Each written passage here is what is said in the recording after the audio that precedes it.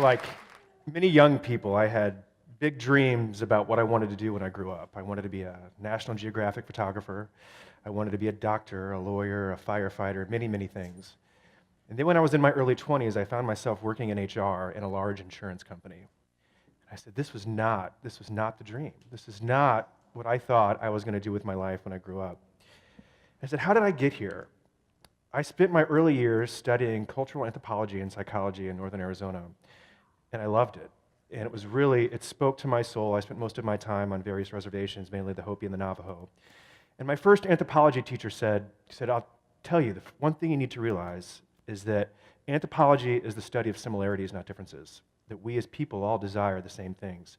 And that there are cultural differences, but we're all people. We all desire love, we all desire happiness, we all desire to live a fulfilling life. Family, social connections, regardless of whatever culture you spend time with, are extremely, extremely important. And then I found myself bartending in Chattanooga before I started working at the large insurance company. And I still had no idea what I wanted to do, and I said, I'm going to go back to school. I moved back east because I had some family things going on, and I didn't want to be so far away from them. I'm from Atlanta. And so I moved to Chattanooga, a very beautiful city not too far away. And they had no anthropology programs at University of Tennessee, Chattanooga. They had no sociology programs, and they had 2 psychology programs. They had research, and they had I.O. And I knew I didn't want to do research, and I had no idea what the hell I or O stood for. So I applied for that one. I said, I'll make sense of that later. And so I packed up all my stuff, put it in storage, and took off to Europe. And I said, if I get accepted, I will figure out what I and O stands for, and I will study for 2 years, and then I'll figure out what I want to do with the rest of my life at that point. So I went to Europe for several months. I went back, actually spent some time. My family's from Sicily, and so I got to go with my father and spend time where we're from and explore Italy with my sister. She was there studying abroad. Had an amazing several months, and I got back and I got accepted. I said, I better figure out what all of this means. And so I realized that I and O stood for industrial and organizational psychology. And I still wasn't sure what that was, but then when I figured out what it was really understanding the behavior within organizations. I said, oh, this sounds kind of cool. I think I can do this. I was still bartending at the time, and one of my regulars said, look, when you want an internship, let me know, and you can come work for me. And so I started my career doing organizational development and leadership development at the insurance company for a number of years. And it was really a gift in a lot of ways, and I realized that people and businesses desire the same things as the people that I studied in Arizona, as all cultures, all things, and I realized that we're not getting that. And through early in my career, I discovered this organization called the Wellness Council of America. And this insurance company, like many others, about, I guess, a little over 10 years ago, the saving grace to the healthcare cost problem that we were facing was let's start wellness companies. Let's get wellness companies, and a lot of the big insurers were going out there and gobbling up all these tiny companies because that was going to be the answer to all of our problems. And so I discovered the world of corporate wellness. And I said, this is really interesting. I've always been a very active person. I spent most of my time outdoors, love camping, backpacking, climbing, name it, and I do it. And I said, this might be an interesting way to sort of combine my personal love with the career that I'm in now. And I showed up for my interview, and I had a long hair and ponytail and earrings. And I said, oh my God, I am not going to fit in here. So over time, I took the earrings out, cut the hair, and I said, if I'm going to do this, I got to figure out how to fit in a little bit. And so I began my career. And HR was rapidly changing, and we had just bought a company. It was a wellness company out of Nashville, Tennessee. And when I discovered it, I said, this is interesting. And so I went to work for that company. And I discovered WellCOA, the Wellness Council of America. And this is a not-for-profit organization out of Omaha, Nebraska, and it was started about 30 years ago by Warren Buffett and Bill Kaiser. I'm sure most of you know the first name. Bill just passed away about 3 weeks ago, actually. He was 93 years old, and his dream was to create a place where people can work and be their best selves every single day. And Omaha is a really unique place, and I've moved most of my life to places that are geographically beautiful. And for those of you that have been to Omaha, it's not the most geographically beautiful place you've ever been. But what it lacks for in landscape, it makes up in people. It's really the strongest community that I've ever lived in, and I've lived many different places in my life. And it really was the most welcoming place, and my neighborhood is probably the most vibrant neighborhood of any neighborhood. Every Friday night, it's one big block party all the time. And for my wife and I, we have 2 15-month-old girls and no family and not a lot of friends, and so it was a huge benefit to us to have that sense of community within Omaha. And I saw that that was what Bill believed in, our founder, was that creating an organization that strengthened communities and strengthened the workplace. Several years in my career at Blue Cross, I was speaking, and I was in charge. I worked my way back, and I was in charge of the employee wellness program for a number of years. And I was speaking in Memphis, Tennessee, and Blue Cross would hold these wellness events for a lot of its companies. And there was a speaker there that I've gotten to know very well, and he said, "Hey, the CEO of Wellco is retiring. You should apply for his job." And I said, that's cool. I don't think I'm not cut out for that. I haven't done that, and I'm happy where I'm at. I saw this gentleman again, his name's Sean, a couple months later, and he said, "Hey, did you apply for that job yet?" I said, "No, not yet." And he looked at me and he said, "What do you have to lose?" I said, "That's a really good question. I never thought about what do I have to lose." He said, "If you don't get the job, you're still in the same place you are today, which you're happy, so it's not, you really have nothing to, you have no reason to not apply for that job." And I said, "Okay, good." So I submitted my resume on a whim, and about 8 months later, I found myself in a U-Haul driving across the country to Omaha, Nebraska, of all places. I had no idea what to expect, but I can tell you, all those years that I didn't know what I wanted to do when I grow up, I found something that I'm incredibly passionate about now. And so I've got good news today and sort of hopeful news after this. I'll get through the bad news quick, but the Wellness State of the Union, why I think it matters so much at the workplace, and then hopefully leave you with some ideas to think about whether it's your own work, those that you work with, or even your own home, because I think that they all really are interconnected. So the Wellness State of the Union, this is not going to be a surprise to anybody here. We're not doing so good. That's the short story. And what's interesting, and I'm sure a lot of you have seen many of these heat maps before, and I always say, you know what, these are symptoms here: obesity, diabetes, physical activity, overall well-being. Why is our well-being continuing to go down every single year?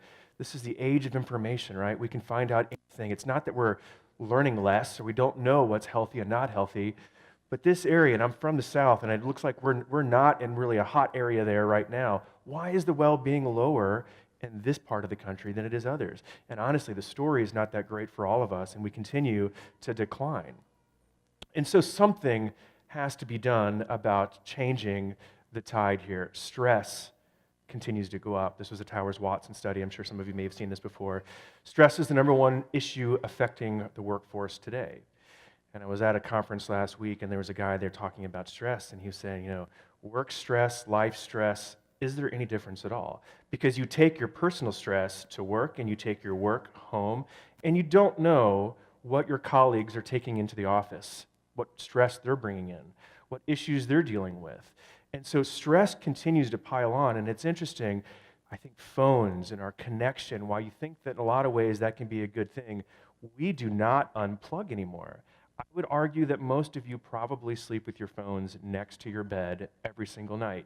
It is your alarm clock, it is your work, it is your access to information, it is your connection to your family, it is everything. And we keep those things close. I'm not going to get into digital toxicity, but that's a really interesting topic, and I would say that you should not sleep with your phone next to your head. I'll stop there.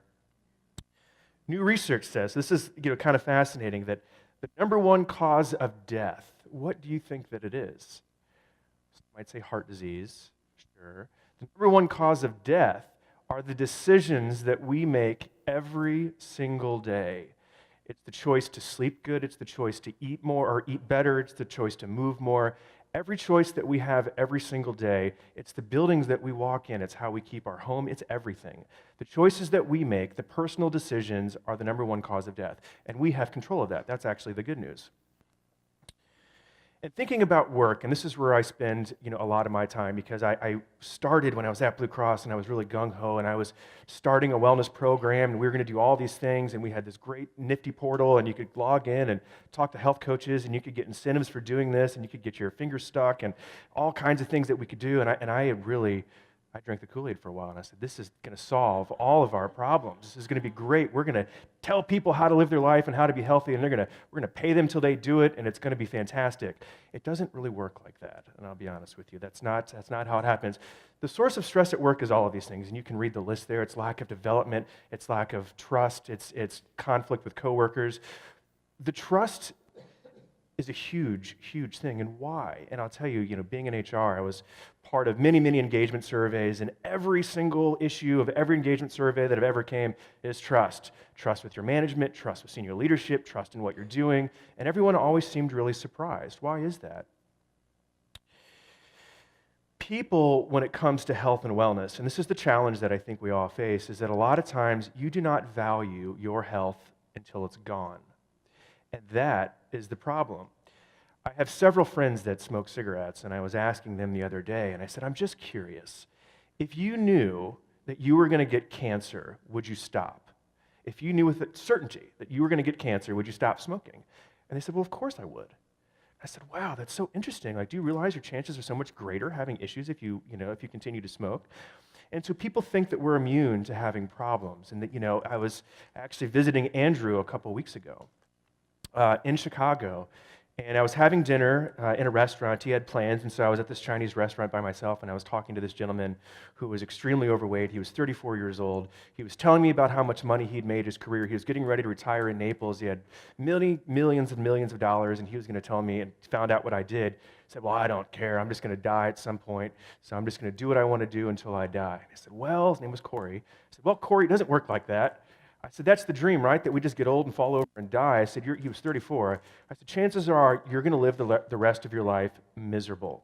You might have a heart condition by the time you're 40. You might be diabetic, soon already, potentially. I said, but the last part of your life, it's called compression and morbidity, is going to be spent in pain and in agony, but yet we think we're immune to all of these things. So how do we get people to change behaviors when they don't think that they're ever going to get sick? And I think that's the challenge that all of us in wellness and in organizations, truly face. And so a lot of people would ask us, well, why wellness at work? And is it really our employers' responsibility to get their employees healthy? And do we need to do that? And is it their business how much I weigh or what I eat or what I smoke? Well, here's the thing. We spend most of our waking hours at work. Most of our waking hours are at work. We spend arguably more time with our colleagues and with the people that we work with than we do our own family. In my opinion, would absolutely be irresponsible of an employer not to do everything they can to create an environment that allows people to be their best selves every day. And not to say that we need to dictate how people live their lives necessarily, but at least give them the best shot. I would ask all of you, how many of you want to wake up, and you don't have to raise your hands because I'm just going to assume I know the answer, want to wake up every day with more energy, with more vitality, to do the things that you love to do, to play with your kids, to ride bikes, to travel, to do all those things? Most of you would say yes, unless you're on your phone, not paying attention. But then I could ask you, how many of you all have been successful at achieving a wellness goal in the past? Go to a fitness center or a gym on January 1st, go again in May, and tell me how many people are not there that were there in January. Diets, none of that works. It's cycling. We try these things, and then you might be successful for a minute. But how many of us have truly been successful at creating a long-term behavior change? And that really is what we're trying to do. And the workplace has to be a place where we start doing this, to give people the habits, the environment, and really creating a culture that allows people to really be more successful at achieving their goals. There's been a lot of criticism on the value of wellness in the workplace, and I'll tell you, it's kind of interesting, and I've heard both sides of the story, and where wellness took a wrong turn many years ago was saying that the value of a healthy workforce was to save medical cost dollars. That is the wrong turn we took. I think it's pretty obvious that the value of a healthy workplace is all kinds of things. It's connecting to a deeper sense of purpose. It's being part of something bigger than you are. It's attracting the top talents. I was with the CEO of REI not too long ago, and he was saying for every job opening they have 2,000 applicants. 2,000 applicants for every job they have open. That is the value of a healthy workplace. People that are engaged, that are inspired, that are motivated to be part of something impressive and important, and something that connects with their soul. Patagonia would say the same thing. The one thing that really, the researchers would agree on, the value, the secret sauce, is the culture of that organization. That if you have a toxic culture, all the programs in the world aren't going to solve your problems. Or If you have a healthy culture, all the programs in the world might not make any difference at all. So how do you really begin to start affecting deeply the culture, the DNA of an organization, and to focus less on the programs that you offer? And not to say that programs aren't important, because they can. So all of this noise, workplace wellness programs are a shame, the dark side of corporate wellness, is it working, is it not? If you have people in an organization where you have challenging leadership, you have lack of trust, you have no work-life balance, and then you ask them to jump through hoops, prick their finger, tell them they're fat, they need to wear their seatbelt more often, or else they're not going to get their money, or they're not going to get their differential, that doesn't work. And I think that that is what this is speaking to. So workplace wellness, and it's funny, and I think people are saying, well, let's not call it wellness anymore because we've burned that one out. Let's call it well-being now. So it's now going to be well-being, and it's going to be much different, and it's going to be better, and it's going to be a whole person centric. When I don't think it was never not whole person centric. This is a study that Gallup did a long time ago, and for those of you that are part of wellness programs, the bottom line here is really all that matters. 24% of people in organizations that work for a company that have a wellness program participate in it. 24%. 24 out of 100 people will participate in the wellness program. I would also say those 24% are people that are in the fitness center already anyway. So these people are already doing the right thing, yet no one really cares anymore about the wellness program, and companies are spending a lot of money on it. I had a $5 million budget for 5,000 people, of which 24% of people are participating in it. You do the math. Here's something interesting. So this study said, if I believe that my employer cares about me as a person, that they truly care about me as a person, 38% more engaged, 10 times less likely to be hostile, 17% more likely to be there in a year, 28% more likely to recommend the workplace to a friend or colleague, 18% more likely to go the extra mile for the organization. This just said, do you think your employer cares about you? This didn't say what programs do you have access to, what do they do. This is just a true belief that they care about me as a person, that there's a compassion and love as an individual at the workplace. That is a compelling value story. So how do you do this? And I think this is something that I've spending a lot of time on, and that truly fascinates me, because I think we've come at it a little bit of the wrong way. And I put together sort of a quick model that I share with you, some things to think about as you go back, and again, whether it's your home or your organization or those that you work with. The first thing is people. And so we've designed programs to improve sort of very biometric marker type things, when in actuality, there's a lot more to health than just numbers. And it's always fun, and I encourage you at some point, if we had time, and ask you, what is a definition of health? What's your definition of health? Any of you would tell me your definition of, have cholesterol under 200, I need to be, no. It's probably going to be much more inspiring than that your definition of health is to live a healthy, happy life, to do the things that you love to do. This definition from the World Health Organization is from 1946.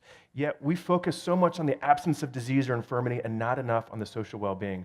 We've heard about connections and relationships, and honestly, that is really what drives healthy behaviors in an organization, is being able to do more of that. The thing is, this chart right here is life. We could be dealing with debt, aging parents, sick kids, all sorts of it. We do not know what people bring in. We have our own baggage, and yet programs don't address most of these things. We're afraid to talk about mental health. We're afraid to talk about the opioid crisis. We're afraid to talk about things that are really mattering right now to our families and ourselves, yet we're just telling people they need to lower their cholesterol. So we've got to think differently about how do we help our employees. And I had the opportunity to go to New Zealand last year, and they had a well-being conference. The number one topic at their well-being conference was they have major issues with domestic abuse. And they were creating policies and opportunities for people to get help when they needed it. And it had nothing to do with incentives, biometric screenings, HRAs, health coaches. It was like, oh my God, we've got a problem. And we need to have this genuine care and compassion for our employees and create opportunities for them to seek the help when they need it and not feel like they have nowhere to turn. The other reality is that this basically says that the thing that has the biggest impact on your health and well-being at your workplace is your boss, your direct boss. The relationship you have with your supervisor has the biggest impact on your health. Think about that. Hopefully none of you have had the opportunity to work for a bad boss. Hopefully all of you have had a great boss, someone that's inspired you. But if you've had a bad boss, you know what that knot in your stomach feels like on a Sunday night or a Monday morning. And you know what that does to your sleep, your eating, everything else matters a lot. So thinking about how do we get managers to have a genuine love and compassion for their employees. Did you know that stress is contagious? So this is terrifying as well. So there was an interesting research, and they took mothers and their kids, and they split them up for a while. They stressed out the mothers. They put the kids back with the mothers, and they took biometric measurements on both the mother and the kids.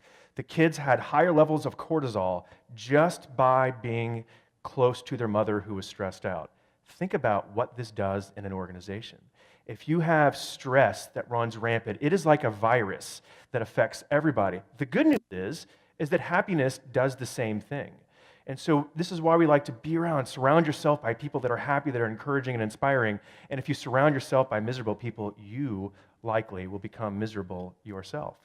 So again, there's more. HeartMath is a great company. I think they spoke at the last Love Summit that Bruce Cryer, and talking about how we've all walked into a room and you're like, oh man, what is going on in here? Like, this just feels tense. It's because it's real. Our bodies can pick up on that. And so if we're not helping people manage this and deal with this, it really becomes a viral problem within an organization. And trust. Trust. Team building is as old as organizations. Why do we do this? Because we have to have trust that people are going to support us when times get tough. If we're dealing with something, do we trust that our job is going to be there? So many companies deal with trust. They have all these great programs, they have all these things, yet the employees feel like if they participate, they're going to lose their job. Go to the fitness centers, they don't have time, they don't have trust in organizations, and that can lead to huge health outcomes. And I always say we've got to move from programs to caring and compassionate cultures within organizations. And there's a lot of ways to begin to do that and train people. Kind of three things to think about as you're putting some cultural practices: that it's strategic, systematic, and compassionate and empathetic. How are you building these principles in all that you do, from hiring new employees to leadership development to training to spreading the message to how you communicate to tact and tone to really thinking about building this into the strategy of an organization? And it's got to be authentic.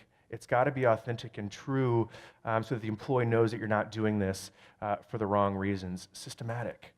Thinking about building this into processes and policies and making this known. So often, policies go against the grain of what organizations are doing, and I'm going to pick on Gallup just a little bit, but people think they're a great organization. They are a great organization, but here's one issue they have. They have no PTO policy, which sounds fantastic, right? Take all the time you want off. Yet, they have rules around how much you have to work, and they talk about how many hours they work when they give out awards.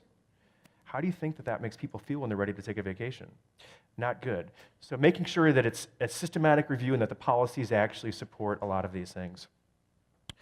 I'm going to jump into place real quick. Place is something that I don't think we think a whole lot about yet. We spend 92% of our time indoors. The buildings, the light, everything, the sound, the comfort, the air we breathe has a huge impact on our health and well-being. Why do you think we like to be in beautiful places? Ever heard of forest bathing? This is a new term to me, forest bathing. Just being outside. Take it for however you want to. I was in New Hampshire actually last week, and they introduced me. We're like, oh, we're forest bathing. I thought I should take my clothes off and frolic around. I didn't know I was just being outside. But it's a thing, because being in beautiful places makes us feel good. It makes us connected, and it's good for our soul. And so even the buildings that we're in have a direct impact on our health. You all probably know the answer to this. What has a bigger impact on our health, genes or zip codes? Zip codes. How many of you have looked at the health of the zip code the last place you moved to? You might want to, right? It has a huge impact on your health. Up 10 to 15 years differences between one zip code to the other. There are boroughs in New York that have a 15-year difference in life expectancy, blocks away. Blocks, not miles, blocks. So think about that when you're looking at neighborhoods, the places. We've done some interviews on this. If this fascinates you, there's an organization called Delos that created the International Well Building Standard. They're trying to sort of partner with LEED, whereas LEED is about creating environmentally sound buildings. International Well Building Standard is trying to create buildings and places that, by virtue of being in them, improve your health and well-being. Thinking about the light, the air, the sound, beautiful flowers, all of that. How do we create spaces that really inspire us, motivate us, and let us feel like we're in a beautiful place? A friend of mine says world-class environments creates world-class behaviors. And a world-class environment doesn't have to be this huge, great building. It might just be at Wellcoa. There's a woman that works there. She brings in fresh flowers every Monday. it transforms the place. People, it makes her feel good because it's contributing. People love to walk in and see the fresh flowers. We even have a diffuser now, and it's hilarious because everyone tries to create these scents. Some are good, some are terrible, but really, it creates a space and an atmosphere that people feel appreciated. They feel part of it, and it really becomes a comfortable place for people to do that. And I would encourage all of you to think about your space, your office, your home, and how are you making the adjustments that you can make to encourage healthy behaviors for you. The last piece of this triangle is purpose, and something that I've been incredibly passionate about for the last couple of years, because I think this is something that really is one of the defining characteristics of being human. And I've got one last short story, and I think this is something that kind of brings us to life. This is a picture of my mother, and my mother passed away about 5 years ago. She was obviously wheelchair bound, and when she became wheelchair bound, she got depressed. There were very dark days for her. And she lost her sense of purpose. She gained a lot of weight. She didn't want to eat well. She didn't want to do much. And she started a brain outreach. She had a brain injury. She started an outreach group for the American Heart Association and started working with people to help them and their families sort of create a new normal in their life. It changed her life overnight. Then she wanted to eat better, she wanted to move more, and all the things that she didn't care about seemed to be important to her again. She found a new purpose. And purpose, I think, can change over times, but this is something so important to all of us, that why do we get up and do the things that we do every day? She danced with me at my wedding. It was the most amazing thing I've ever seen. I had no idea, a total surprise. But the purpose and the drive that she had, and I should show that picture as well, was unbelievable. We all strive for this. We all want to live our life full of purpose. I think it's a great quote. The need for purpose is one of the defining characteristics of human beings. Human beings crave purpose and suffer serious psychological difficulties, and we don't have it. Purpose is a fundamental component of a fulfilling life. I think we can all agree to that. And how do we do this in the workplace? We are not just mice going in mice wheels, that we have to connect to something bigger. And I think it's part of the employer's job and obligation to help people do this as well. That there's clearly new research, and you'll get to hear from a friend and colleague tomorrow, Vic Strecker, and he's going to go into purpose much deeper, I believe. But there's a relationship between life satisfaction and connection to your job satisfaction. That sense of purpose is also been shown to reduce Alzheimer's, dementia, a lot of things. It also helps people with post-traumatic stress. He's done a lot of work with vets coming back. There's a lot of things there, and this is also kind of cool, that purpose also has a direct impact on a very genetic and cellular level. So these green things here are telomeres. Telomeres are like the little end caps of your DNA. That high levels of cortisol and stress and lack of purpose shorten telomeres. So the best way to sort of use an analogy about what happens when your telomeres get shortened, think about a president before and after his 4-year term. A lot more gray, right? A lot more aging happens during that time, and a lot of that stress. The really fascinating thing about this is that this not only can transfer to your children, but your children's children. So the impact of what we have on our DNA, this whole field of epigenetics, super fascinating. I wish I could talk more about it, but just know how you live your life, the connection to purpose and what you do, not only affects you, not only affects your kids, affects your kids' kids too. Even on a business level, and say, okay, so what does all of this mean, and how does this really affect performance, and what is this going to do to my business? And I think Judy's is a great example of having a strong sense of purpose and how that can transform businesses. A great book for those of you that are curious by Raj Sisodia. Studied organizations and wanted to understand what sort of financial returns that businesses that had a strong sense of culture and purpose would do. You can see they outperformed good to great companies, S&P 500. The cumulative returns are amazing. These are organizations, and many of you have probably heard of a lot of these, very palatable cultures that care for their employees, their shareholders, their stakeholders, the communities they serve, all of that. They think about all of that because it's the right thing to do. And if you can do that, the employees start wanting to work for these organizations. If you have ROI, you have Patagonia, you have other organizations. Judy's company would probably be on here as well if they studied her. And so it really can have huge financial returns. Again, here's the value story. Here's the thing that we all need to start thinking about and why it matters for organizations. The idea is to create alignment, create beautiful places for you to live, for you to work, for you to do your thing. Find meaning and purpose in what you do, and it can be anything. And then think about offerings in a really more holistic and different way. It's not about incentives. It's about motivating people intrinsically. It starts with you. When I talk about leadership and when I talk about ways to do this, it has to begin with us. If it doesn't begin with us, then we're not going to be able to do it for others. And the last thing that I'll leave you with is just as I had that nudge so many years ago by my friend Sean, you have to dare to take a chance, because what do you have to lose and what do you have to gain? And if you have nothing to lose and so much to gain, to be that ripple of change, because you don't know the impact that one decision will not only have on your life, but on all the lives that you could potentially touch. So I challenge all of you to take that chance, to be the model, and have it start with you. So thank you, and thank you, Samantha and John. It really is an honor to be here and a privilege. So, and all of you, thank you.